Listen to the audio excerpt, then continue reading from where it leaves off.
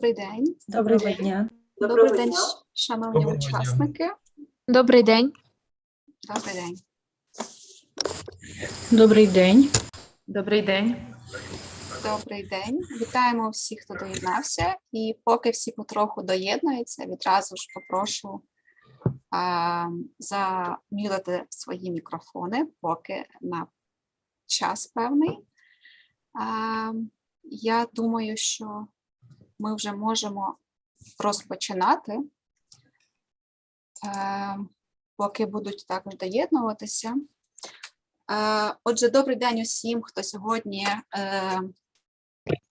знайшов час і бажання і долучився до вебінару. Мене звати Катерина Костогриз, я координатор проєкту «Ініціатива академічної доброчесності та якості освіти». Це проєкт, який впроваджується Американським радом міжнародної освіти. І сьогодні в рамках проєкту ми раді вітати вас на цьому вебінарі, а також вітати нашу спікерку Діну Вьорткіну. Темою сьогоднішнього вебінару було обрано саме хижацькі видання, тому що це тема, яка безпосередньо пов'язана з питанням академічної доброчесності. Про це більше буде розповідати сама Діна. Діна, яка очолює Офіс інформації навчальних технологій в коледжі освіти університету штату Флориди, поділиться як із знаннями, так і певними практичними порадами, які стосуються публікацій і як уникати публікацій в хижацьких виданнях. Так, будь ласка, замітьте мікрофони, всі, хто тільки доєднався. В процесі, під час лекції ви можете задавати питання в чаті. Ви можете ставити їх українською, англійською.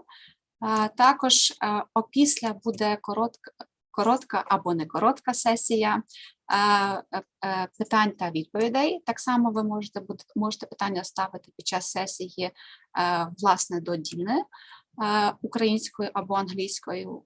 Переклад буде забезпечити наша прекрасна перекладачка пані Інна. Для того, щоб зараз ви могли насолодитися перекладом з англійською українською, будь ласка, виберіть мову, яка у нас, на жаль, зазначена як португальська. А також для зручності ви можете зам'ютити оригінальне аудіо. Я думаю, що всі охочі вже під'єдналися, тому з вашого дозволу я передаю слово Діні і бажаю всім приємного вебінару.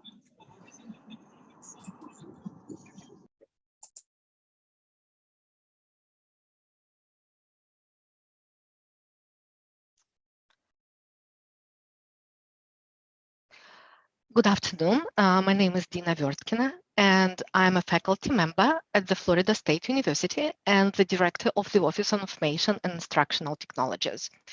I am very happy to see so many people today because the topic is very important. We are to discuss an important aspect of academic integrity, academic publishing, and unfortunately the dark side of it, predatory publishing. My interest to this topic developed through my work with my graduate students and also faculty in the College of Education, because part of my work is also advising them about spam messages of any kind, including those related to predatory publishing. And later in the presentation, I'm going to demonstrate some examples of those spam messages because it's clear indication that something is not right with that type of communication. So some housekeeping rules, and you can see them here on the screen. To make the session more productive, we're going to use Zoom. And to facilitate the session, again, I'm sure many of you are quite familiar with this platform. To make the session more productive, please use a full screen so you can see the text of the slides better. And I will appreciate it if you mute yourself to avoid background noise. Perfect timing. So if you can please mute yourself, it will be great. And as Katerina mentioned, use the chat box to ask questions. I will try to answer them at the end of the session. And if we don't have time or I don't have the answer for you, I will try to refer to resources, or I will try to find the answers and provide the information through the webinar organizing. This session will be recorded, so you can refer to the information later. During the session, we are going to use several activities and several polls, so please do participate. I will be sharing many resources, and if you would like to look at them now, please try not to and stay with me, but definitely use those resources after the session. These resources are free to share with your colleagues or with your students, and it will be a website, so all the links are going to be free and available to you. From time to time, I will mute my video. I hate to stare at myself on the screen, so I will mute myself so you can focus on the presentation and the slides. I hope we are not going to have any technical difficulties. It should go smoothly, and we're ready to begin. All right. So overview and what we are going to cover today. And as I mentioned, we are going to focus on predatory publishing. And there are different terminologies for this particular phenomenon. You might know it as pseudoscientific publishing or pirate publishing or fake publishing. We're also going to talk about the warning signs, implications for individual researchers and universities as a whole, and most importantly, how to avoid becoming a victim of predatory publishing. And of course, what universities and other educational organizations can do to combat these issues. At the end, I will be sharing a collection of resources that you will have access to and be able to use later. Again, as we agreed, and if time permits, I will be happy to answer the questions. I'm moving along, and I would like to start with the end of mind, so you know what you're getting at the end. I realize that the topic of predatory publishing might be new for many of you, and some information might require further details and clarification. To support the session today, I assembled a collection of resources, and you can see a screen right here. It's a screenshot. It's available to you on my Diigo site, and Diigo is just the online platform. Basically, as you can see on the slide, all the information you see here, they are links to different websites and resources that you can use later. Again, your access to this collection is free, and I encourage you to use these resources and share them with others as you see suitable. So let's move along, and you heard something about me now. What about our participants in the session? Marta told me that about 700 people registered. Probably we have in the session about 200 today. I cannot see the numbers. And here on the screen, you see how many representatives of different sectors of higher education we have. Majority, and I organize the statistics by the number of people. So we have representatives from higher education institutions, faculty, about 68%. We also have graduate students and undergraduate students. We have representatives from quality assurance centers and library representatives. Also, we have editors, people who are involved with research, and sociologists. It's really great to see so many people interested in this topic, because honestly, it will take all of us to promote academic integrity. And one of the questions that comes in academic publishing, why do you publish? What are the motivating factors for researchers to publish? And I did some literature review, and let me move along. And there are many motivating factors that in general can be grouped into several categories, and you see them here right on the screen. So while I'm going through this long list, please reflect and think about your own case. What motivated you to publish, or what will be your future motivating factors? So as researchers, you work really hard. You collect your data, you analyze your data, you write your article, and you submit it for peer review, and you hopefully get published. Or if it is rejected, you do more work, and then you try to publish it again. So there are many reasons why researchers publish.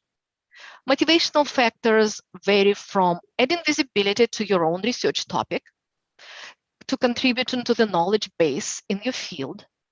You would like to attract more collaborators who read your article and interested in the same topic. You would like to widen the dissemination of your findings and your data, and you would like to increase the impact of your research findings. Of course, when you submit for academic publishing, you hope for peer review, and you definitely benefit from this peer review and feedback. And of course, when you share your findings through your publication, you're hoping to save resources and prevent duplication of research efforts. And we all know that sometimes academic publishing is part of requirements of either your job, your university or other institution, or the funding agency. Sometimes it is a requirement for getting hired or receiving promotion and receiving tenure. So again, there are many factors that motivate people to publish, and I hope you identified one of your cases right here. So before we start with the topic of predatory publishing, I would like to talk a little bit about open access publishing, just in general. And I'm going to stop my video right now because it's getting distracted here. So predatory publishing is often associated with an open access publishing, but I would like to highlight it here. It's very important to realize that not all open access publishing is necessarily bad or predatory. So let's talk about open access publishing first in general. It started in 1990s and became quite prevalent within the last 15 years. It is estimated that right now open access could account for about 50% of scholarly journal articles. And it is estimated it can reach up to 90% by 2025.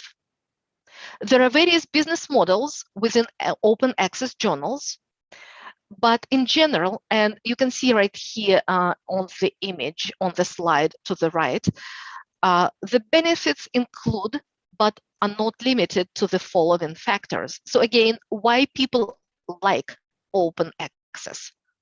It gives you more exposure for your work because more people can read it for free, because typically the users do not pay for access to open access articles. And practitioners can apply your findings quickly, basically immediately when they see them. You can get higher citation rates, and you hope that your research can influence policy. The public can access your findings. You become compliant with grant rules because you are expected to disseminate your findings. Taxpayers can get value for money because, again, they see the results of your hard research work. And also what's important, researchers in developing countries can see your work because, as we all know, subscription to articles or publications can be quite costly. So open access provides the opportunity for people in countries that do not have subscription to those publications. They can get access to those for free. So many reputable publishers join the open access movement. And again, I would like to highlight that not necessarily open access is all bad. So reputable publishers have been providing valuable resources to the researchers and the scientific community by publishing cutting-edge research outputs, reliable data, and valid interpretation very quickly, but still after high-quality peer review and editorship. However, there is a dark side to open access publishing. Predatory publishers and predatory journals. So what's the basic definition of predatory publishing? Because you probably heard that term many times, and I would like to walk you through this definition. So predatory publishing is exploitative open access publishing business model that involves charging publication fees to authors without providing the editorial and publishing services associated with legitimate journals, such as no peer review and no quality control. Right here on the screen, you see the definition that was adopted by COPE. COPE is one of the associations that's involved with academic publishing and tries to stop predatory publishing. That definition was adopted in 2019, so it's relatively new, and representatives of 10 countries worked on the definition for some time. And I'm going to read what's on the screen aloud and highlight it. And as you can see from the definition, they did remove the concept of pain. And we're going to discuss this a little bit later. So I'm reading it aloud. Predatory journals are publishers and entities that prioritize self-interest at the expense of scholarship and are characterized by false or misleading information, deviation from best editorial and publishing practices, a lack of transparencies, and or the use of aggressive and indiscriminate solicitation practices. So let's see what led to this definition, because it's a quite interesting story. So predatory publishing was discussed by many authors, and many of them wrote about this phenomenon of predatory publishing, but there are several names that are associated with it quite predominantly. Jeffrey Beall is the person who actually introduced this term in 2010, and Rick Anderson, 5 years later in 2015, defined it somewhat more. In essence, the called predatory or deceptive or pseudoscientific publishing is exactly what the image here depicts. You see a wolf in sheep's skin. Predatory journals disguise themselves as true academic journals, but you can spot them by their actions that are far from being ethical and are not academic. And we will discuss those actions later, but let's talk about the basics of predatory publishing first. So Jeffrey Beall, basically he was a University of Colorado librarian, and he extensively researched this issue of open access publishing and came up with the list of criteria to identify those with shady, unethical practices, diminishing the idea of transparent, credible, peer-reviewed dissemination of research findings. He categorized those publications, and you can see it right here in the second bullet point, as potential, possible, or probable predatory. He came up with evaluation criteria, and he maintained 2 lists. One of the lists was dealing with questionable publishers, and his second list was about questionable standalone journals. Many people criticized and questioned his methodology. Nevertheless, the list of those publications were made publicly available, and they were published online in 2010. And at that time, there were just 20 entities. However, in several years, it expanded. And when the list finally closed, it has over 1,000 entries. So it was quite a long list. I would like to mention that though archives of his list exist online, the list is no longer updated. So at this time, it's about 4 years old. I also put this with the asterisks that he was the first person who publicly started putting the information about scientific conferences that claimed editorial boards and organized committees with prominent academics who have not agreed to participate. So basically, he introduced another phenomenon that sadly still exists right now. There were debates, heated discussions, and scandals, and even several lawsuits related to his list. And there were some very tricky experiments with intentional submission of flawed and non-essential papers for publications, or some bogus CVs for editorial boards. But this is outside of the scope of this webinar. But if you're interested, again, I have some resources on the website that I collected for you. But important part of his work was that to respond to his lists and criteria for academic publishing, many publishers started reviewing their own practices and removed fraudulent journals from their databases. They introduced the system of reapplication, and what was very valuable, they strengthened the peer review process. So we are still talking about the history of predatory publishing, just to understand how it came about and how it was described. Right now in your screen, you see another name, Rick Anderson, back in 2015, placed deceptive journals into 4 categories. And he called them phony journals, pseudo-scholarly journals, and sadly, it's the most numerous category, false flag journals, and masqueraders.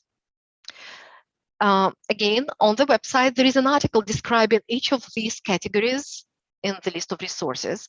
Now let's briefly talk about them so you have an idea what are those.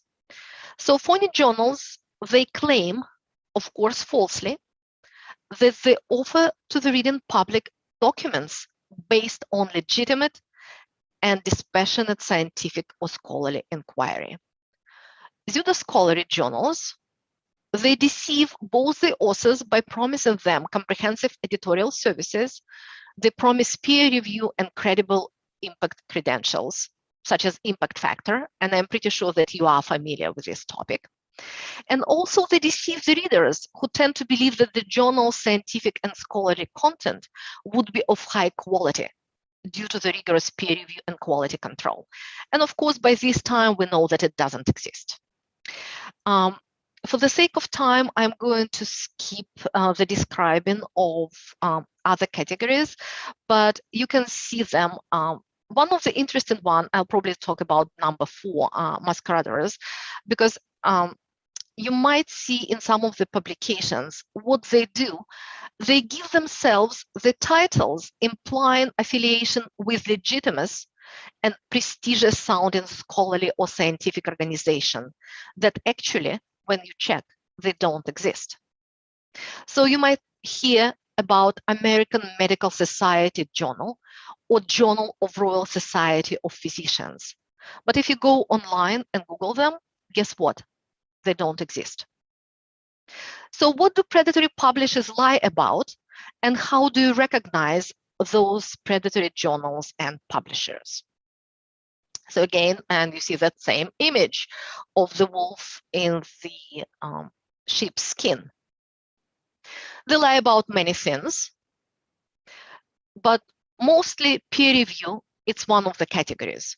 Deceptive journals usually claim to provide rigorous peer review, but in fact, they accept all submissions. And exactly, why would they reject money, or why would they reject getting a copyright of your publication? They also talk about editors or editorial boards. They often claim as editors or as members of the editorial board people who have not given their consent and often are not even aware of this membership. Indexing. This is very prominent. These journals often falsely claim to be listed in prestigious journal indices. Journal impact factor. Again, they falsely claim of a high impact factor, and it's very pervasive among those deceptive journals. Affiliations. And I mentioned they often pretend to be associated with prestigious organizations. And of course, their physical location. I don't know why, but the publishers of deceptive journals often pretend to have headquarters in prestigious locations such as New York or in London. Now we know what they lie about, so let's examine some warning signs. Okay. And again, there are many of them. I just going to present several that happen more often. It is important for us to be aware of these warning signs that a particular journal or publisher might be predatory. Authors, libraries, and educational institutions are advised to watch for those signs. And those signs can be grouped into several categories, ranging from communication patterns to processing fee information, and also timing between submission and promised publications. Let's look at some of them separately. I will also demonstrate real-life examples for some of the warning signs. Right here, you can see a call for the papers, right? It's the image to the right of the screen. Do you see the dates? And just see how many dates are in between different stages. You as researchers can see that it's no way it can be true, right? Between the submission and notification, 2 days, and then additional 2 days before the publication. Thus, no peer review, no quality control or selection, as they're simply not feasible. Those of you who are faculty members, you know that you are grading student papers and their essays, and you cannot turn them around within 2 days. So forget about the scientific articles done in this short time around. It's very deceiving. So let's focus on the first one that says communication patterns and quality. This one is pretty easy to spot and notice in the correspondence. So the publisher typically sends aggressive, unsolicited spam emails, calls for article submissions or editorial board membership or special issue editorships. Content of the email is typically very flattering, and they refer to the researcher's high achievements, but frankly might have nothing to do with your area of expertise, prior or current work. Another warning sign might be that the publisher's email address is from free provider, such as Gmail, Yahoo, or other free providers, rather than from organizational domain. When you look at the email correspondence, you see that there is no phone or postal contact information for the publishers on their websites. And the publisher websites might contain significant typographical errors. There are a lot of grammar errors, and often it looks unprofessional, though I have to admit that they're getting better, and some of them look much more professional now. They also learned their lesson, right? So right here on the screen, you see the real life example. I actually received this email mid-September, and sadly, I have to admit, I probably received a dozen of similar ones since that time. You can see here on the screen 2 pages side by side. And apologies, as I understand the image is small and you cannot probably read well the text of the message, but you will get an idea when I start describing what it is. And what you see is the original message with colors and all. I did not alter it in any way. I just did the screenshot and I sent it. So I will give you just 1 minute probably to review what you see on the screen and try to decide for yourself what's wrong with this message. You can take notes or you can just review the screen and decide what's wrong.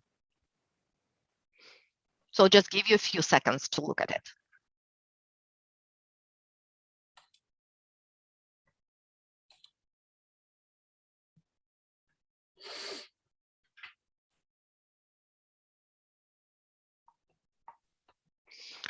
All right, it also gave me an idea to get some water. So again, apologies that you couldn't read the message better because it's small text, but let's compare the notes. I hope that you have noted strange and very inconsistent formatting. Like, look at colors, look at the underlining, and look at different font styles. There are grammar mistakes, there are typos, and it doesn't look like professional correspondence at all, right? And I have no idea what that black box is in that message. I have no idea. Probably they were trying to put a seal or a logo. I don't know. So I did some research and I went to their website, and the website is no better. Also business, and if you look at the title of the journal, it's called International Journal of Business and Applied Social Sciences. It's very unlikely combination for research. And the journal focus, because it's so broad, the email was sent to me as targeted communication, but I have nothing to do with business or applied social sciences. These areas are simply not my areas of expertise, so I clearly can state that this message was a spam message. They have the name of the chief editor listed in the email. I'm a curious person, so I Googled that name, and I found this gentleman's university website. He is indeed a faculty member in one of the universities in California, but nowhere in his web profile this journal is listed, which is very suspicious. In my collection, Resources Online, you will find many articles describing these warning signs in details, and you will see demonstrations. Knowing them might help you avoid getting involved with predatory journals and potentially ruining your professional reputation. Now, after you know how it might look like, please respond to the following poll question. And Katerina, if you can enable the poll, please.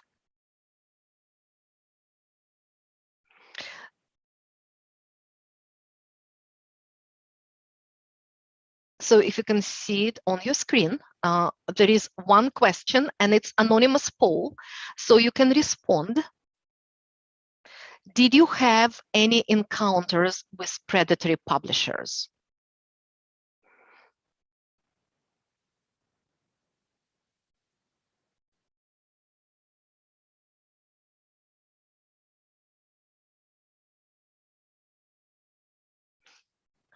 All right, and we're getting results. We have already more than 100 people who answered.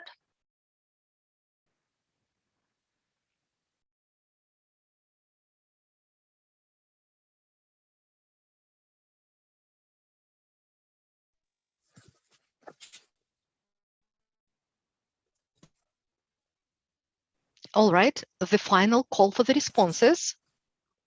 Did you have any encounters with predatory publishers before? And I hope you can see the results on the screen. Sadly, 61% of people who responded said yes. So more than half of you did have encounters with predatory publishers. And 39% mentioned that you did not have predatory publishing communication. Like you, but I'm afraid that it's just temporary and you might get those at some time in your academic career. All right. So these are the results. Let me quit the poll. Let me stop. Okay, let's move on in the presentation, and I'm going to share. Let's talk about the scope of the issue. And somebody can please give me a thumbs up if you can see the presentation again. Yes? Okay. So sadly, predatory publishing is on the rise, though in many, it mainly affects global South, and we call it India, Asia, Africa, Middle East. It is spreading in many countries, including European countries. According to some analysis, it attracts inexperienced authors, but there is evidence, and it's mentioned in the literature, that there is evidence that even experienced authors can become victims. Very often, the predatory journals charge from $100 to $1,000 per article, claiming this fee covers editorial expenses. But please note that charging, it's not the only sign that it's a predatory journal, because some of the open access journals, quite legitimate ones, also charge money. So it shouldn't be the only decisive factor for you. So why does it happen? There might be multiple reasons why authors fall prey to predatory publishers or knowingly submit their articles, even if you have to pay a fee for being published. Here on the screen, you see some of the top factors that were published in the literature. Sometimes people are not aware of the scam. You don't know that it's a predatory journal. Sometimes people publish in predatory journals because they would like become visible early in their professional career, as they assume the access to their articles will be free and easy, potentially leading to frequent citations, professional networking, and new research possibilities. And sometimes, and sadly, we all know about it, we are pressured to publish for promotion or tenure in academic institutions. And sometimes, again, sadly, it's valued by quantity and not the quality of your publication. Under pressure to publish, authors try to boost their credentials and improve institutional standing by showing they can get their work disseminated in professional journals, ideally those having international readership. And often, ranking and budget allocation depend on the publication and the number of articles published. Researchers attempt to publish an international publication in hopes to become noticed and get a job in a foreign country with better economic conditions and research opportunities. Some authors are determined to publish work previously rejected by other journals, thus selecting the easiest route without improving and resubmitting the paper. And sometimes researchers are aiming to increase a citation index as an important criterion for being hired both locally or abroad. And sometimes it just feels good to be published, right? You receive that email and they praise you and you say that you are the best ever. And of course, you would like to publish. So these are some potential factors why people publish in predatory journals. But now let's talk about implications. So let's just name a few. Some call this phenomenon of predatory publishing a new form of cybercrime.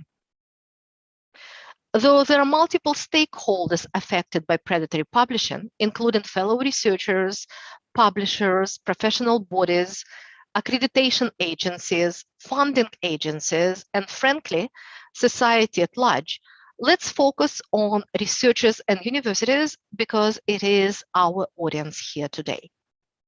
We all know that one of the university's businesses is creating knowledge and disseminating research findings. Predatory publishing, though, because of its basically non-existent peer review process and lack of quality control, is damaging for scientific community for many reasons. It can lead to plagiarism, and self-plagiarism might go undetected. Data falsification is quite possible. Fake research can be published, then leading to potential citations in legitimate journals. Other scientists might use cited fake results to guide their work, wasting resources and showing down real progress and innovation. Policymakers might make damaging decisions based on corrupted data. And funding could be allocated to wrong projects, wrong initiatives, and to the wrong institutions. Public opinion can be influenced by flawed data and conclusions. And we can see it quite often with COVID right now, right? Public trust is the validity of research, peer review processes, and overall science and publications can be undermined. And in many cases, the work or copyright is signed away, and researchers can never ethically republish their work in other journals. Researchers, especially early in their career, might not realize implications of publishing in wrong journals to their scholarly reputation. Of course, an extensive list of publications looks very impressive on one's resume, and it might even contribute to hiring, getting additional grant funding, and getting a promotion.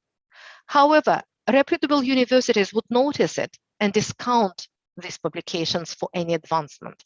And in the long run, publishing in predatory journals affects scientific integrity, which is detrimental to innovation. And again, I would like to highlight the last category here: loss of reputation for researchers, loss of reputation for universities, and sometimes loss of reputation for countries. Some of the questions that I've got was about what to do if you got published in predatory journal unknowingly.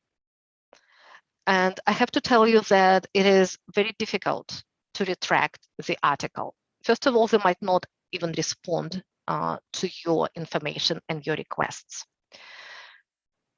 If you already paid money, it's also very difficult. What's most damaging is probably when you already signed up your copyright agreement. Basically, you gave them your good article and you cannot republish it in any other journal. So it's not a good idea. So now we are going to talk about issues related what we as universities can do. It is a very important question, right? What we can do to promote research integrity and high quality scholarly publications. Research integrity and dissemination of research finding is one of the missions of any university and in any country, either it is Ukraine or it is the United States.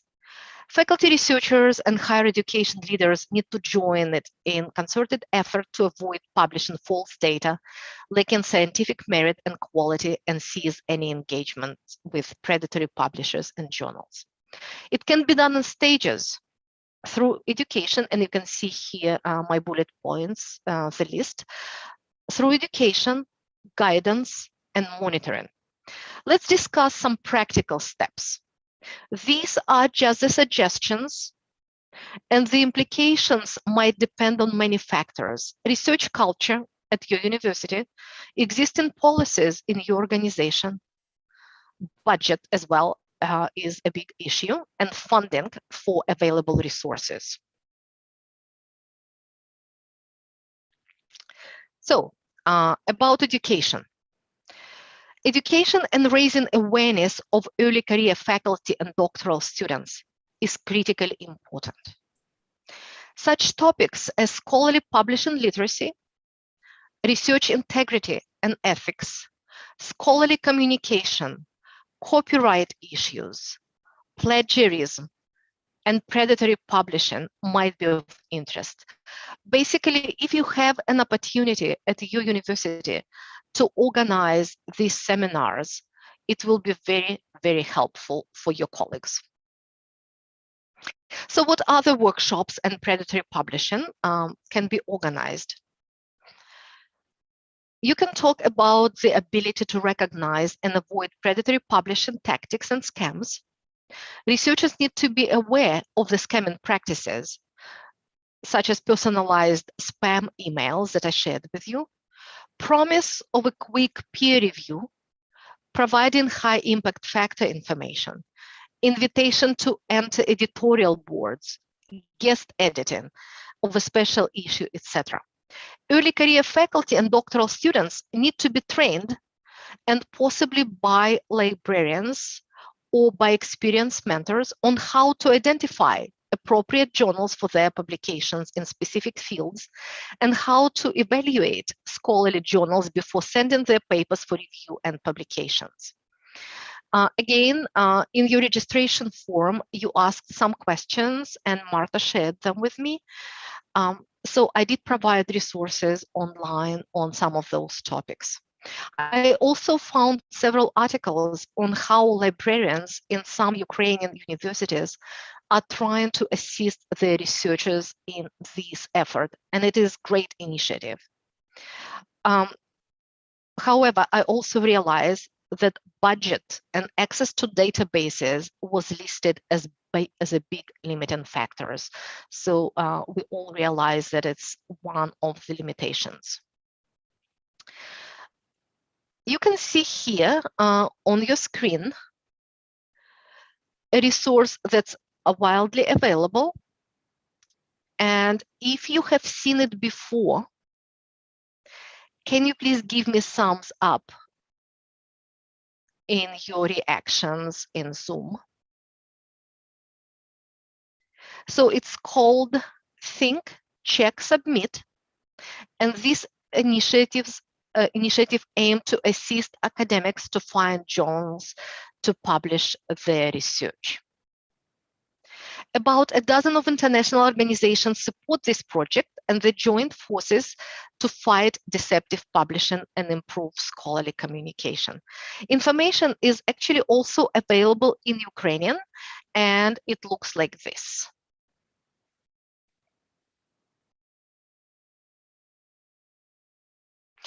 Basically, each of these three steps, again, there are three. Step 1, think. Step 2, check. And step 3, submit, is a checklist that walks you through the thinking process. It's like your guide, your map. You are recommended to submit your article to the journal only if you answer yes to all the questions. Again, please give me thumbs up in your Zoom if you have used this resource before, and thumbs down if you have not.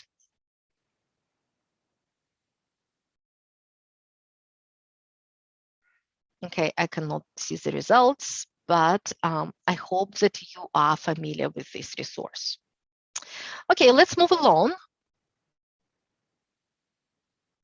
What other things universities can do? Disseminating research results through various venues is a professional matter of each scholar. Often, we as authors have personal preference on where to publish our work.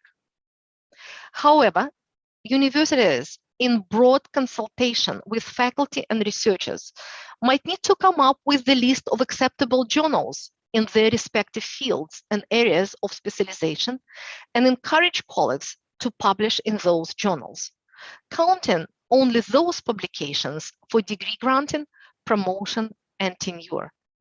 Meaning that if you publish in a journal that's not on that list, it wouldn't matter. So you will not be pressured to publish in journal with bad quality and bad reputation. Providing guidance is another option. You might want to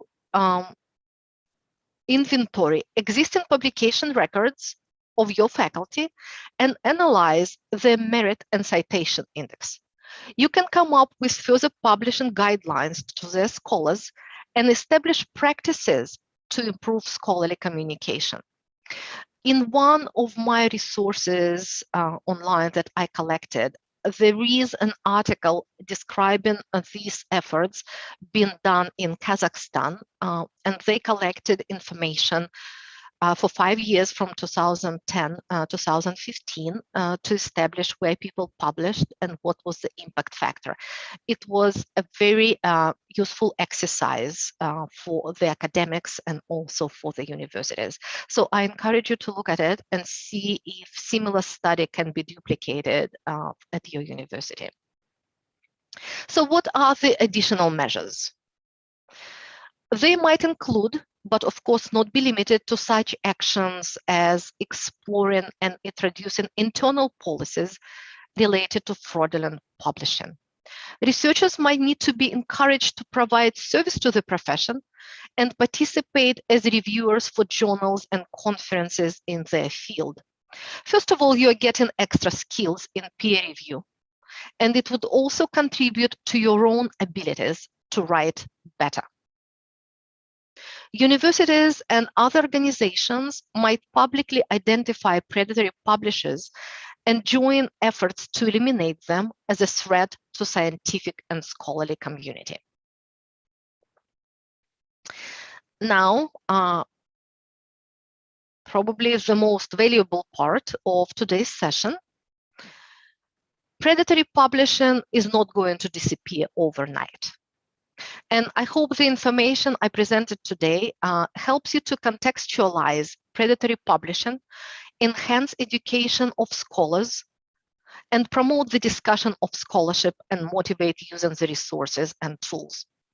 As promised, I collected many online resources to get you started and explore the topic of predatory publishing in more detail. Information on my Diigo site can be used for self-study. You can use it for seminars and various educational activities. I encourage you to explore these resources and share them with your colleagues and with your students. The web links are organized in different categories and they are freely accessible. Let me just take a minute and show you how to use them.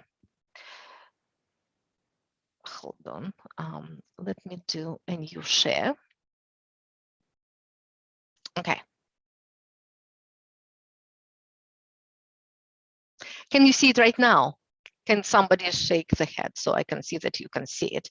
So this is basically, as I said, the website, and I can share the resources with webinar organizers. Бачимо. Okay, so you can see it right here. Basically, I am introducing the organizations that are involved with academic publishing and with predatory publishing. All of them are live links. It's like a website, so you can go and see it. Why publish? So we know that about 85% of people in the audience, or those who registered for webinar, they published. So you can compare your motivational factors. More information about open access. Open access publishers. And again, we are distinguishing here between open access publisher and the journal. Journal is a standalone. Publisher typically owns a portfolio of different journals. And you can see the lists here and collection of them. I'm scrolling down. Open access listings right here. Again, more information about predatory publishing, warning signs, predatory journals. These two links have examples of predatory publishing similar to the one email that I shared with you. There was a question about digital object identifier and a question of whether if the journal has digital object identifier, is it a sign of the quality of the journal? Brief answer is no. It doesn't have any association with the quality. I have some resources here for you about article publication charges or fees. Again, not all predatory journals charge them, but some of the open access journals that are quite legitimate do. How to measure your impact, impact factors, tips and tricks. There was a question about how to withdraw your work from a predatory journal. I found some resources to help you if it happened to you, what you can do. Sadly, it's not much, but at least you can try. the most important thing is to try to retract the article. But again, some process is described right here. Let me stop sharing and go back to the PowerPoint. Okay, I'm there right now. I also have a QR code that you can scan with your phone, and you will be taken to the website immediately. Okay, let's move along. So additional measures. Oh, we already talked about it, sorry. Let me move forward. Okay, final thoughts. It is very important that you reflect on current publishing practices, either your own or for people who are in higher education administration. Reflect on current publishing practices in your institution. What you can change. What can you do to avoid predatory publishing? Try to avoid predatory publishing and think, check, and submit. And again, this resource exists in Ukrainian. It doesn't require for you any additional translation. So it is available for you to use right now. And we do have time for questions. Let me stop sharing. And let me enable my video so we can talk. All right. Katerina, will you please help me with the questions? Yep. Okay. By now we have some questions and probably thoughts in the chat. And if you don't mind, I will read it. Sure. So I will adjust all of them. And so one of them is about digital object identifier, just as you mentioned. And the question is, I quote, could it be considered as an element of predatory publishing when an editor promises an author to assign DOI to an article, and there are actually some DOIs assigned to articles in this journal, for instance, but these identifiers, they just do not exist actually, because when you try them, yes, when you click on them, they're just fakes. So is it a part of this article, journals, predatory journals? One question.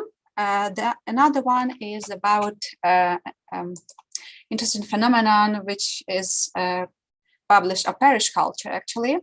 So, I quote, universities in Ukraine actively encourage the faculty to get published in journals indexed in Web of Science or Scopus. But unfortunately, it results in publishing in Scopus predatory journals, of course. So it seems like this, there are no solutions to this problem. And just to clarify, the author also said that those journals that are actually indexed in those systems, like in Scopus, and there are predatory, but not those that are lying about being indexed. So we see that just very pessimistic view that actually there are no solution, or probably some. And if you don't mind, just one more question.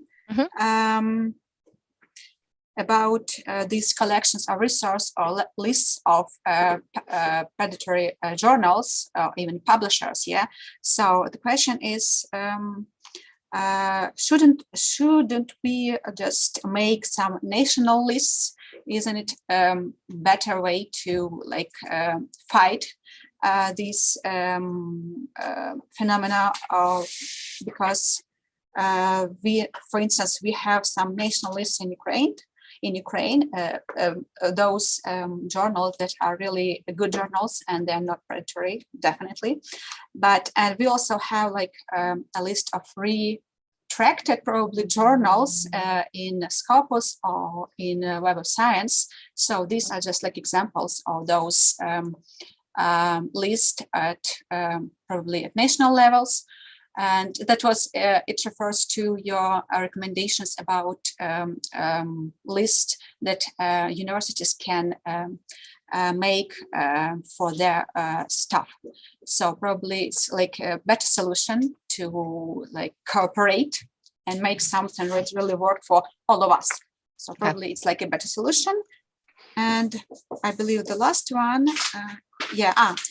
what is the mechanism of the punishment for the predatory journals?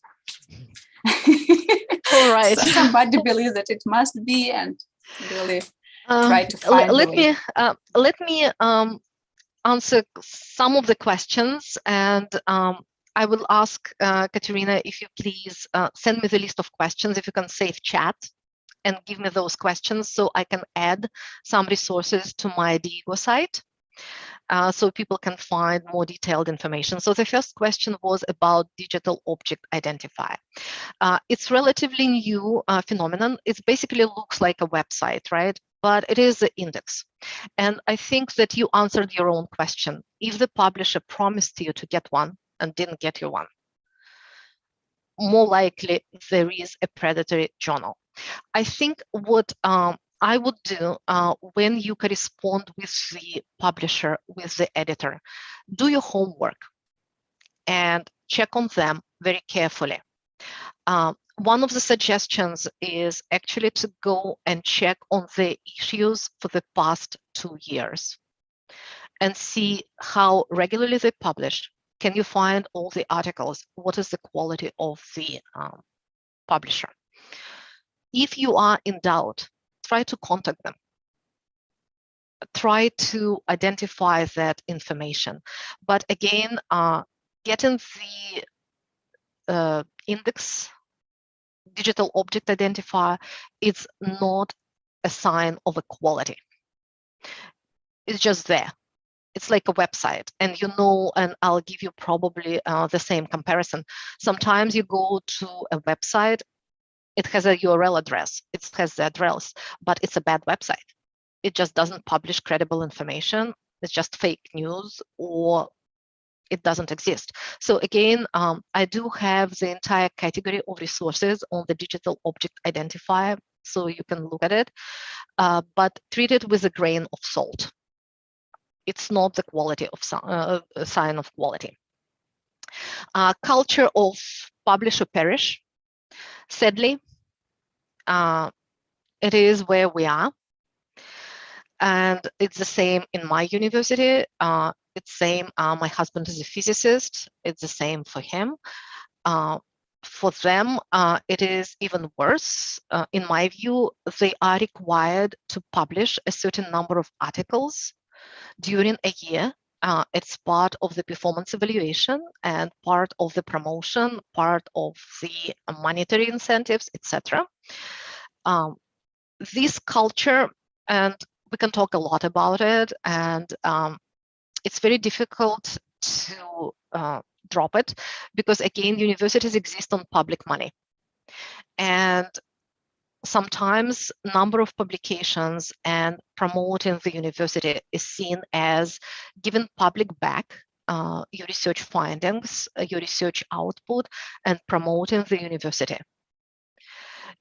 It is used for allocating funding.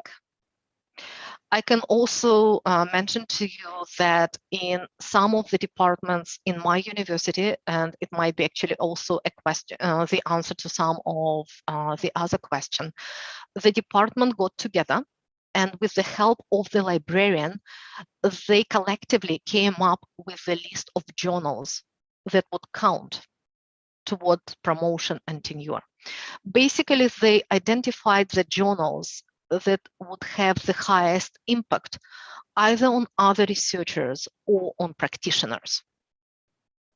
So it's very important for you to come to this idea collectively. And when I say collectively, it's not only the higher education administration, right? It's not only your department chair, and it's not only your provost or your rector. It's actually faculty members with the help of librarians. We are very lucky that in my university, we do have a team of librarians who actually work together with faculty, trying to identify the place for the journal, or I can contact my librarian that assigned to my college and ask them saying, okay, I received this solicitation email. Can you please do research for me on this journal? Is it a reputable publisher or is it not? So coming back to your question, this culture, publish or perish, is still here. I hate to sound pessimistic, but we are probably stuck with it until the universities find the better way to promote their work and to demonstrate to the public their value, but also to disseminate the results. Another question was about the list of journals. I don't know how feasible it is to do it on the national level, if possible. And again, it is just my recommendation. If you would like to do it at the national level, why don't you organize the focus group or the working group that will lead these efforts from different universities? And probably you have pedagogical universities that can focus on the list in the field of education. You probably have very good engineering schools that can focus on the list of journals in engineering. But the most important thing is to come up with a list of criteria, right? How you're going to evaluate those journals. Are you going to take the age factor into account? Are you going to use other factors? Like, come up with a list of criteria and try to tackle it one discipline at a time. Or if you're able to do a study, what is the most difficult area to publish in? You can tackle that one first. So again, I think it's a good idea. I'm not sure it is feasible at the national level. If you have professional associations, probably they can do something. Again, educators or engineers or psychologists or people who work in medical field, if you can come up with a list of journals. I know that some countries actually have different tiers, like category 1, category 2, category 3, and category 4. And again, I'm not saying that category 4 is bad. You shouldn't be including predatory journals or bad journals in your categories either. But category 1 and category 2 will be your preferred list of journals. It also helps your researchers because they become familiar with the publisher. They know what's expected of them in terms of the content. It is also expected of them how to format the articles, etc. So it's a great initiative. To make it doable, I would start small and start with one institution at a time or with the field. So it's a great initiative, great idea. I can tell you that in the United States, it doesn't exist, the national list. Different disciplines lead their own efforts and they have their own ideas on where to publish. Another question was about the punishment and how we can punish predatory journals. I don't know if I have an answer for that. Because they do pretend, they also became very sophisticated because they also want to survive. I read somewhere preparing to that webinar that only last year alone, it is estimated they collected $75 million. So it's a lot of money. They become more sophisticated. That crazy email that I shared with you that looked like elementary school student did, many of them no longer do that. Some of them have pretty sophisticated websites. Somebody mentioned that, yes, predatory journals are sometimes part of Scopus or Web of Science. What I know, these publishers claim that they do an annual review of their portfolio. So they can see which journals are reputable and which became predatory. Another phenomenon that I read about was that sometimes publishers buy a journal that's a normal, legitimate journal, but then it becomes predatory.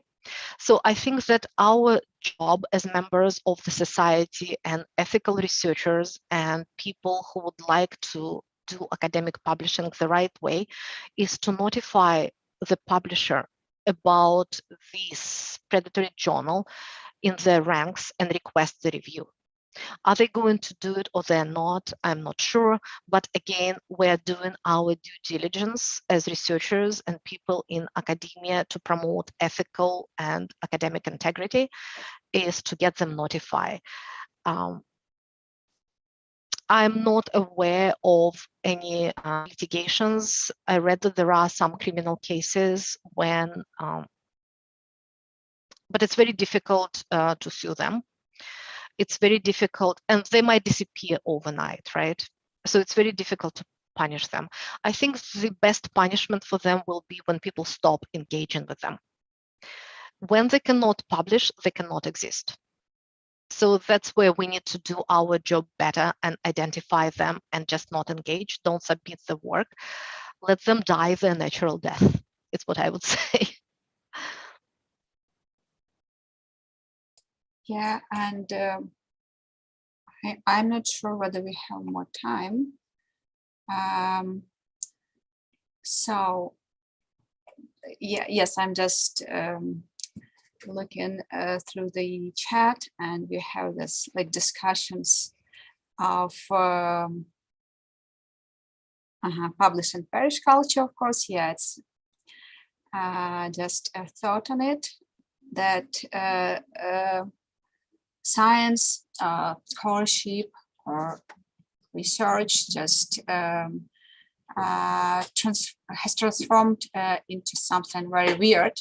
It becomes very weird. It's because now we are not looking what is published actually, yes, what the article is about, but where it is, it was published actually. So just one thought. And and there was a question about the number that you mentioned, Dina, about $75 million. Yes, this just in 1 year. In 1 year. So yeah, maybe you have some resources about this, like maybe some researches on it. And this is what I see in the chat, the question about it. And one more. I'm sorry, there is about COVID.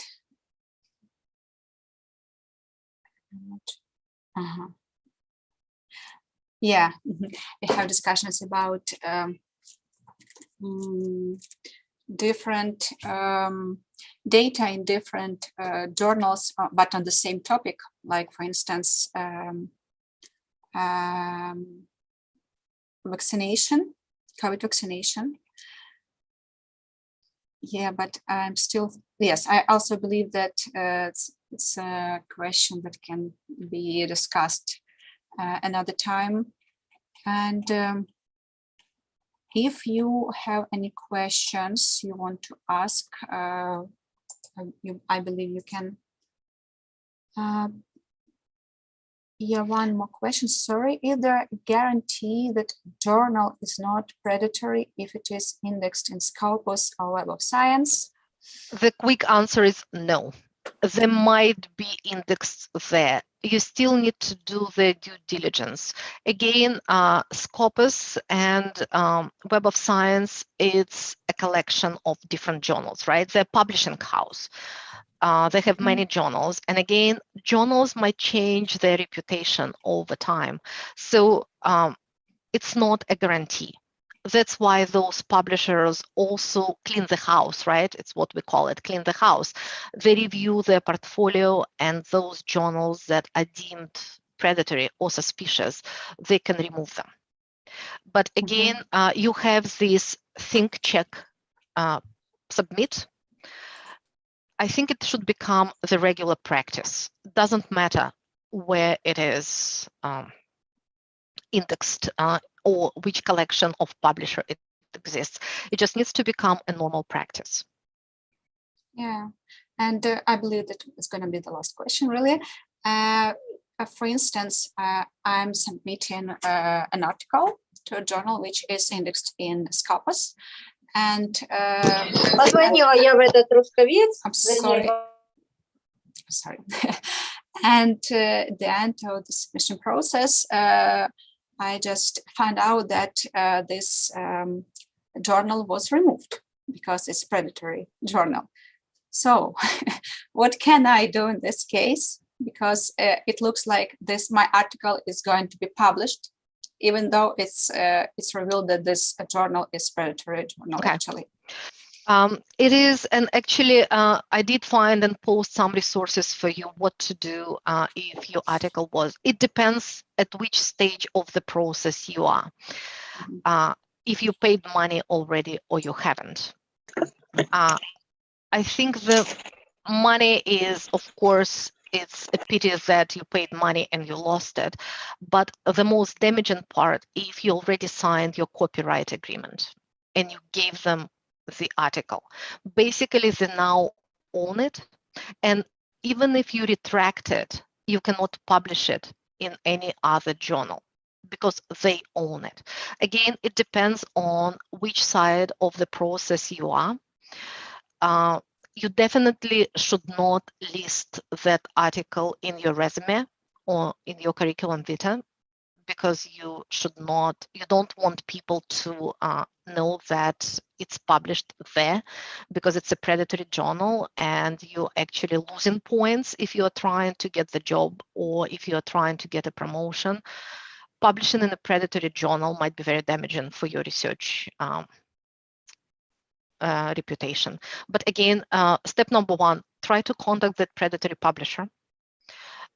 They are not required to respond, and sometimes they will ignore.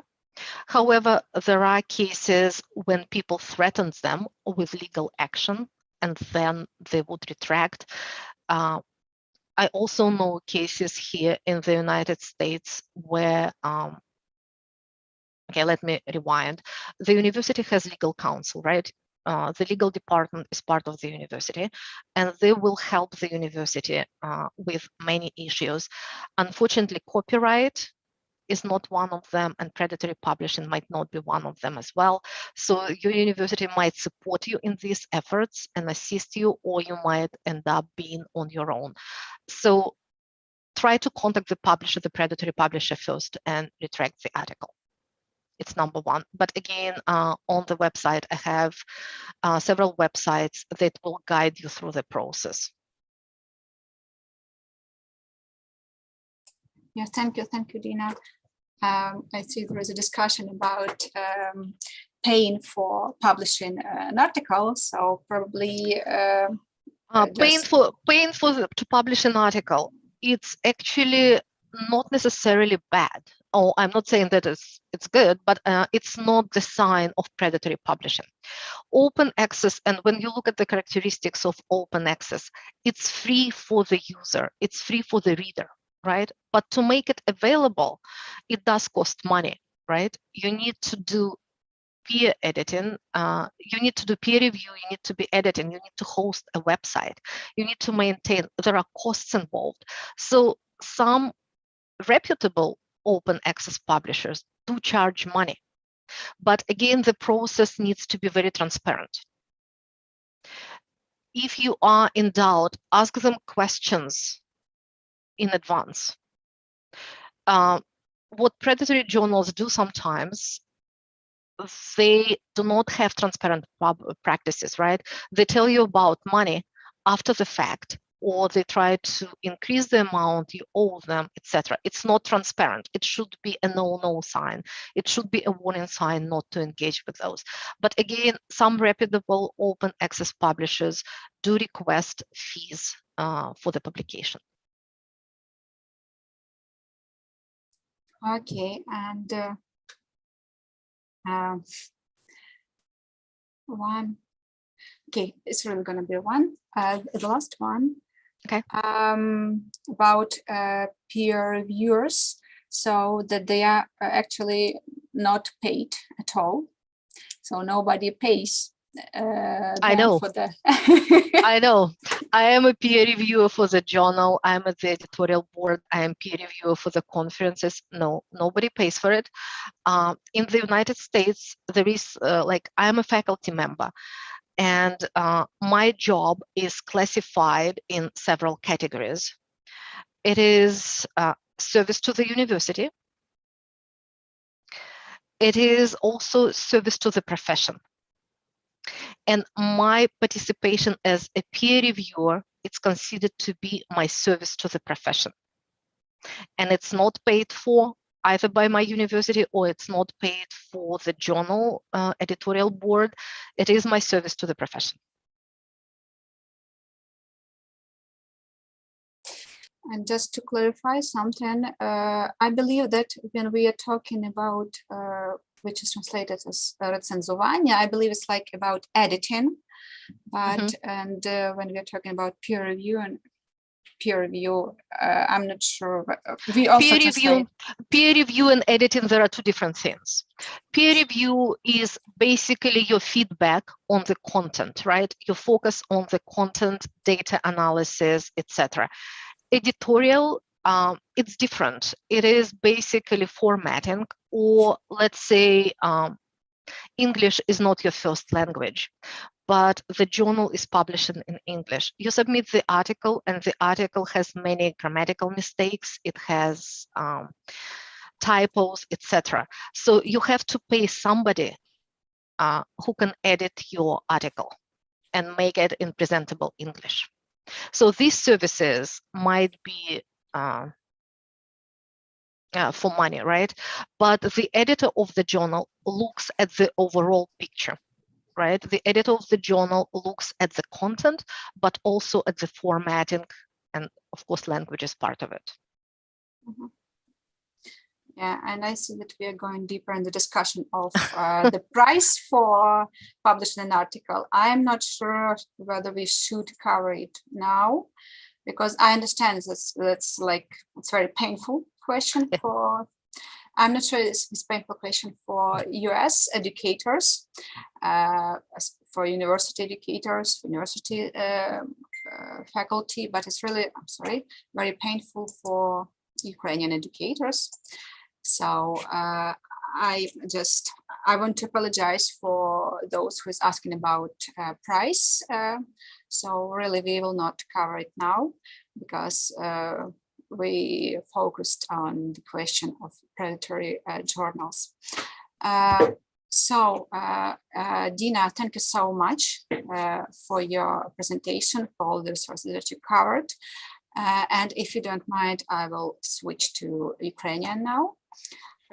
Шановні глядачі, слухачі, хто тут і також хто на YouTube, дуже вам дякую за те, що під'єдналися.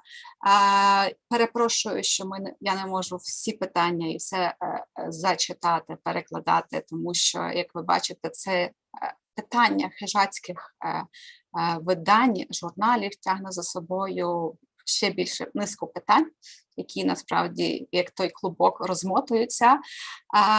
Проте я дуже сподіваюся, що та тема, яку ми поставили і винесли на обговорення про саме хижацькі видання, як цього уникати, як допомагати університетам, викладачам і не тільки насправді і студентам, так само це стосується, як допомагати уникати такого. Я сподіваюся, що ви тут почерпнули досить багато, окрім того, що ознайомились загалом з тим, яким чином можна визначати хижацькі видання. Я також хочу ще раз подякувати Діні Вьорткіній за чудову лекцію, за гарну структурованість подачі складної інформації, точніше, великого обсягу інформації. Я впевнена, що про це можна ще говорити. Також дякую всім, хто під'єднався. Нагадаю ще раз, що цей захід був проведений в рамках проєкту ініціативи академічної доброчесності та якості освіти. Проєкт адмініструється американськими радами. Дуже рада була всіх бачити. Всім гарного вечора і успішних публікацій. за мінімальну ціну або загалом безоплатно в гарних виданнях, і також гарного вам вечора, який ще весь попереду. Thank you, Dina, and goodbye. До побачення. До побачення. До побачення. До побачення. До побачення. На все добре. До побачення.